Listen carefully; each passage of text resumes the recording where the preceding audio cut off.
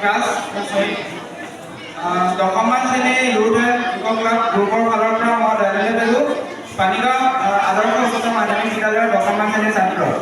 আজি আমাৰ আলোচনা সত্ৰৰ বিষয়টো হৈছে riverine ecosystem and its importance, নৈপৰীয়া পৰিস্থিতি তন্ত্ৰ আৰু ইয়াৰ প্ৰয়োজনীয়তা। প্ৰথম জানিব লাগিব ইক'চিষ্টেম মানে কি। According to Oxford Dictionary, ecosystem is a biological community of interacting organisms and their physical environment.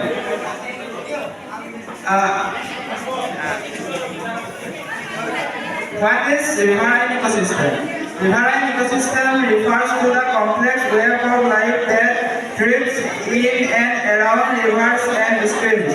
It includes various aquatic organisms like fish and amphibians, as well as the plants and animals along the river banks. This ecosystem plays critical roles in maintaining water equality and supporting biodiversity.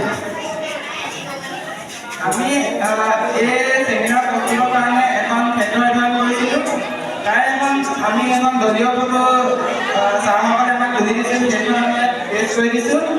আৰু মই আপোনালোকক suggest কৰিম যে আপোনালোকো এনেকুৱা এখন ঠাইলৈ গৈ পিনি নিজে পৰিস্থিতি তন্ত্ৰটো চালে মনটো অনুভৱটো বেলেগ হয়। কিতাপত পঢ়ি জানিব পাৰি, কিন্তু নিজে সেই অনুভৱটো ল'ব পাৰি। আমাৰ ৰিভাৰাইন ইক'চিষ্টেমৰ ইম্পৰ্টেঞ্চটো হৈছে প্ৰথমতে বায়'ডাইভাৰ্চিটি। বায়'ডাইভাৰ্চিটি মানে হৈছে variety of life present on earth, মানে পৃথিৱীত উপলব্ধ বিভিন্ন ধৰণৰ ভেৰাইটি, মানে বিভিন্ন প্ৰকাৰৰ জীৱ জন্তু যোনটো পৃথিৱীত পোৱা যায়।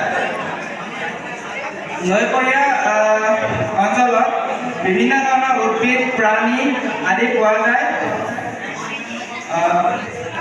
তাৰপিছতে আছে ৱাটাৰ পিউৰিফিকেশ্যন, মানে পানী বিশুদ্ধকৰণ। আমি জানো যে নৈপৰীয়া বহুতো গছ গছনি থাকে আৰু পানীত কিছুমান আজিকালি বায়ু প্ৰদূষণৰ কাৰণে বৰষুণৰ পানীত প্ৰদূষক মিহলি হৈছে, যেনে কাৰ্বন ডাই অক্সাইড,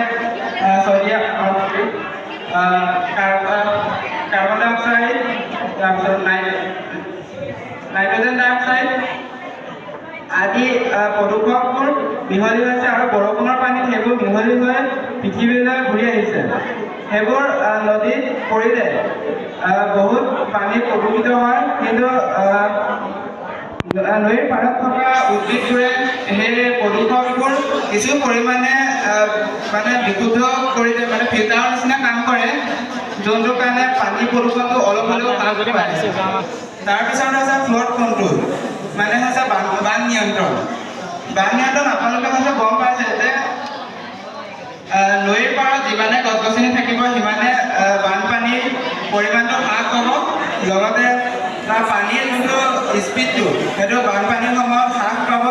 তাৰ ফলত যোনটো এৰিয়াত ফ্লড হ'ব সেইটো এৰিয়াত অলপ হ'লেও ক্ষতিটো কমিব। তাৰপিছত আছে habitat carbon storage. Carbon storage আপোনালোকে গম পাইছে, তাত নৈপৰীয়া পৰিস্থিতিত গছ গছনি থাকিলে সিহঁতেতো কাৰ্বনটো অবজাৰ্ভ কৰি লৈ ইহঁতৰ আলু সংৰক্ষণৰ কাৰণে তাৰ কাৰণে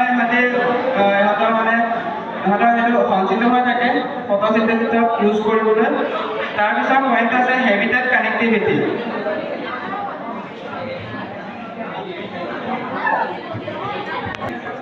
নদীৰ পাৰৰ পৰিৱেশ তন্ত্ৰই বন্যপ্ৰাণী গতিবিধিৰ বাবে কৰিডৰ প্ৰদান কৰে। সিহঁতে বিভিন্ন বাসস্থান সংযোগ কৰে, যাৰ ফলত প্ৰজাতিবোৰৰ প্ৰব্ৰজন আৰু জৈৱ বৈচিত্ৰ্য অটুট থাকে। আৰু এইটো আমাৰ বহনক্ষম উন্নয়নৰ কাৰণে বহুত প্ৰয়োজনীয়,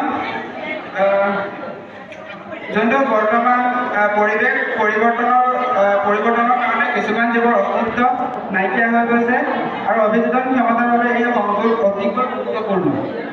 তাৰ আমাৰ নেক্সট পইণ্ট আছে ৰিক্ৰিয়েশ্যন এণ্ড কালচাৰেল ছিগনিফিকেশ্যন, বিনোদন আৰু সাংস্কৃতিক তাৎপৰ্য। যিমানে পৰিস্থিতি তন্ত্ৰটো বাঢ়িব, মানে বৈচিত্ৰ্যটো বাঢ়িব, সিমানে তাত টুৰিজম মানে ভ্ৰমণকাৰী আহিব আৰু তাৰ কাৰণে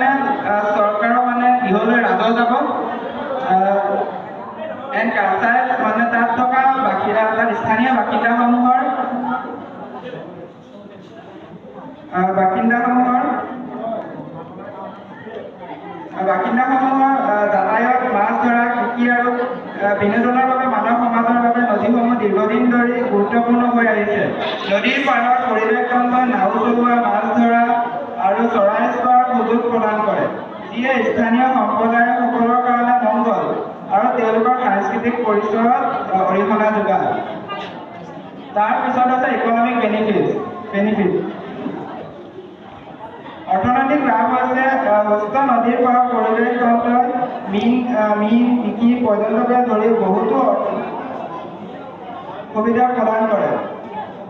বহু সম্প্ৰদায়ে জীৱিকাৰ বাবে এই পৰিৱেশ তন্ত্ৰসমূহৰ ওপৰত নিৰ্ভৰশীল, যাৰ ফলত বহনক্ষম উন্নয়নৰ বাবে ইয়াৰ সংৰক্ষণ অতি প্ৰয়োজনীয়। তাৰ পিছত আছে এডুকেশ্যন এণ্ড ৰিচাৰ্চ।